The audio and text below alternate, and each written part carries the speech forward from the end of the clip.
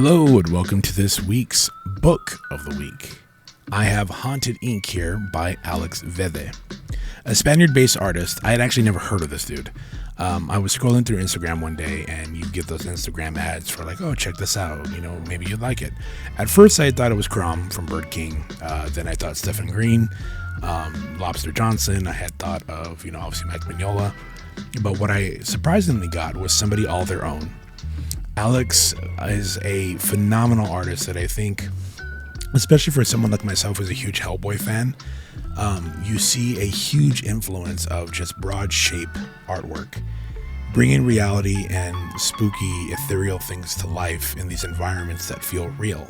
But the problem with a lot of artists these days that draw like this, or attempt to at least, they do not have a good palette balance with their color. You can't feel temperature, you can't feel these characters.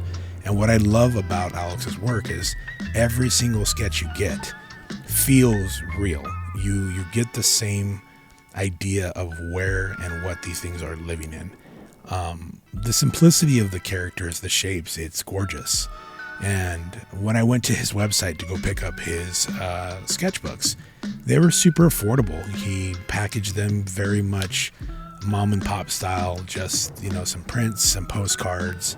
I was very awesomely surprised, and for such a reasonable price too. Like, when it comes to sketchbooks you should have to study from, people you should support, Alex Vede is definitely somebody in my library that I will support for the rest of my life, because I believe in what these environments feel like because of great storytelling inside their artwork.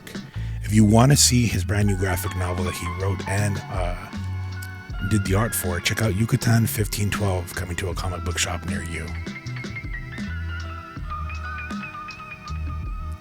If you want to find more, join us at Discord or follow me at BrushesofDoom.com to check out some lessons, podcasts, and so much more.